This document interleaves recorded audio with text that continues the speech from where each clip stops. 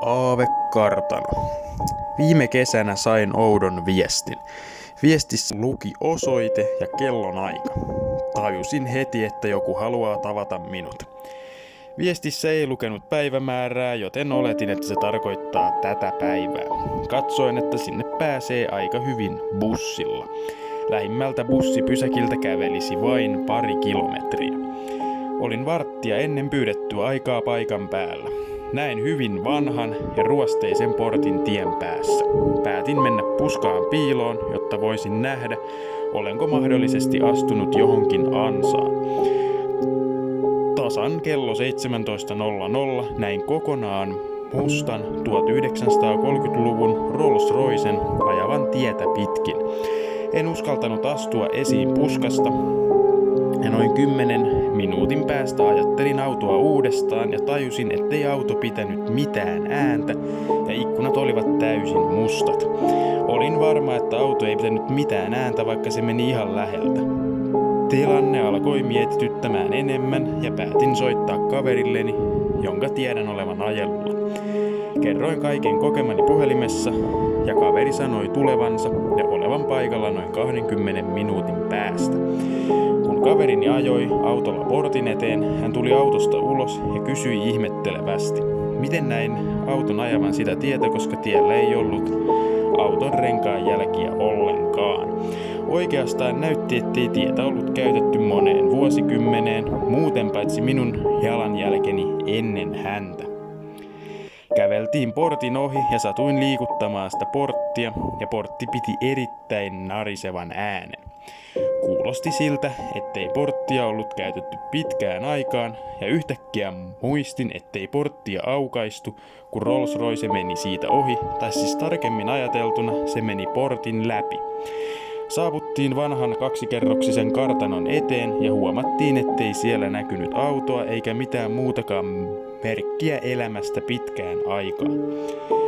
Päätettiin mennä rakennukseen sisälle ja huomattiin toisen kerroksen olevan melkein romahtanut ja päätettiin olla vain alakerrassa. Hetken aikaa katselin hämähäkin seittien peitossa olevia hyvin vanhoja huonekaluja ja tauluja, kunnes kaverini sanoi, katso tonne ulos, se auto ajaa pois.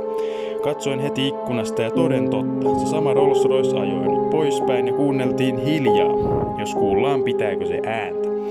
Oli täysin aavemaisen hiljaista. Myöskään portti ei auennut, vaan auto näytti menevän portin läpi ja katosi sen jälkeen näkyvistä. Kaverini sanoi, että tämä on todellakin hyvin jännä juttu. Mentiin ulos ja todettiin sama kuin aiemmin. Rolls-Royce ei jättänyt taaskaan renkaanjälkiä tai mitään muutakaan merkkiä, että sitä olisi ollut olemassa. Kierreltiin hetken aikaa pihaa ympäri ja katsottiin, jos löytyisi jotain mielenkiintoista. Valitettavasti näytti, ettei kartanolla ole käyty vuosikymmeniin. Löydettiin kuitenkin kävelypolku, joka jatkui metsään. Katsottiin kartasta, että siellä päin on jokin lampi. Ajateltiin, jos kartanon omistajalla on laituri tai jopa sauna lammella ja mentiin katsomaan. Löydettiin lampi helposti, mutta ei nähty paljon mitään, nimittäin sankkasumu peitti näkyvyyden melkein kokonaan.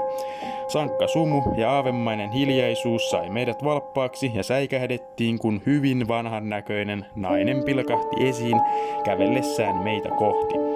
Osittain säikähdyksestä kaverini moikkasi ja kysyi naiselta, jos hän tietäisi, kuka omistaa mustan Rolls-Roycen. Nainen oli ensin hiljaa ja tuijotti vuorotellen meitä molempia tiukalla ja arvioivalla katseella. Nainen aloitti hiljaisella ja hennolla äänellä puhumaan uudelleen syntymisestä ja kohtalosta. Kaverini rupesi teennäisesti haukottelemaan, kunnes nainen kiljasi tiukasti, tämä on erittäin vakava asia. Ja tuijotti minuutin ajan kaveriani suoraan silmiin. Nainen jatkoi puhumista ja ivallisesti sanoi meidän odottavan jotain saunomista. Ei tiedetä, miten nainen tiesi meidän olettavan saunan olevan täällä lammella.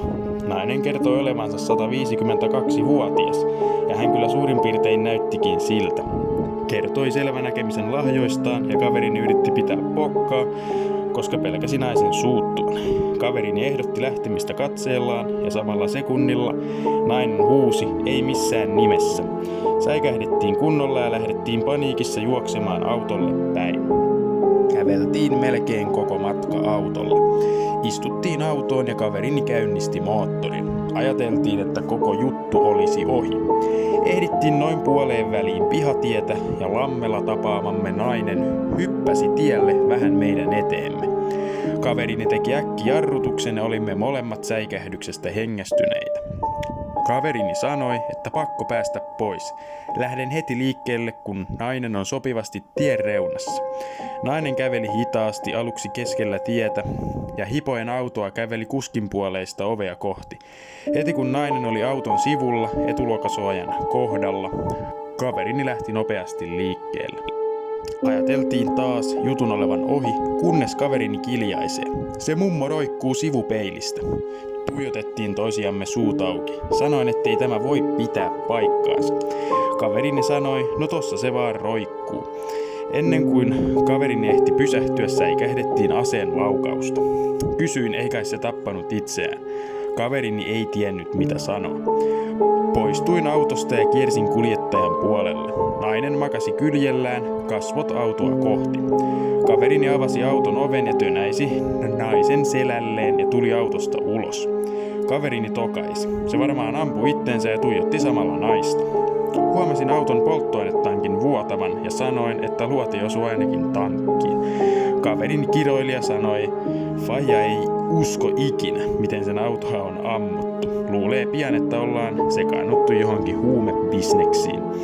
Samalla kun katsottiin vuotavaa tankkia, nainen oli ehtinyt nousta ja kun huomasin sen, sanoin, Piru, se on vielä elossa.